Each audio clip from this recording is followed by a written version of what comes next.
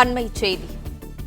Armstrong கொலை வழக்கில் தேடப்பட்டு வந்த முக்கிய நபரான ரவுடி புதூர் அப்பு டெல்லியில் தனிப்படை போலீசாரால் கைது செய்யப்பட்டுள்ளார்.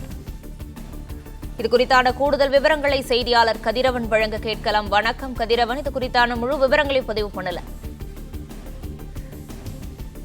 பகுஜன் சமாஜ் கட்சியின் மாநில தலைவராக இருந்த ஆம்ஸ்ட்ராங் அவர்கள் கடந்த ஜூலை 5ஆம் தேதி வெட்டி படுகொலை செய்யப்பட்டார். இந்த வழக்கில் இதுவரை ஆற்காடு சுரேஷின் தம்பி பொன்னைபாலு, திமுக வழக்கறிஞர் பிரிவை சேர்ந்த அருள், திருவேங்கடம், திருமலை உள்ளிட்ட 27 நபர்கள் கைது செய்யப்பட்டார்கள். பிரபல ரவுடியான அந்த நாகேந்திரன், அவரது மகன் அசோதாபன் உள்ளிட்ட 27 நபர்கள் கைது செய்யப்பட்டிருந்தார்கள்.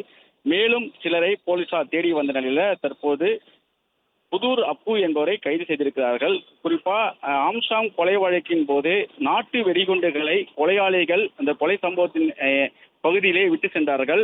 4 நாட்டு வெடிகுண்டுகள் பறிமுதல் செய்யப்பட்டது. இந்த நாட்டு வெடிகுண்டுகளை புதூர் அப்பு தனது கூட்டாளிகள் மூலமாக இந்த ஆம்ஸ்ட்ராங் கொலை வழக்கு தொடர்புடைய பொன்னைபாலு உள்ளிட்ட கொலையாளிகளுக்கு கொடுத்து உதவியது போலீஸ் விசாரணையில தெரிய வந்தது.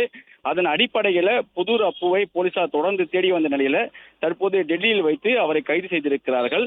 மறைந்த பிரபல ரவுடி மயிலாப்பூர் சிவகுமாரின் கூட்டாளியாக புதூர் அப்பு இருந்ததும் தெரிய வந்திருக்கிறது. அதன் அடிப்படையிலும் இவரிடம் விசாரணைகள் நடத்தப்பட்டு வருவதாகவும் போலீசார் தெரிவித்திருக்கிறார்கள். டிரான்சிட் வாரண்ட் மூலமாக டெல்லியில் இருந்து புதூர் அப்புவை சென்னை அழைத்து வரக்கூடிய பணியில தனிப்படை போலீசார் ஈடுபட்டிருக்கிறார்கள். இதுவரை 28 நபர்கள் இந்த வழக்கில் கைது செய்யப்பட்டிருக்கிறார்கள்.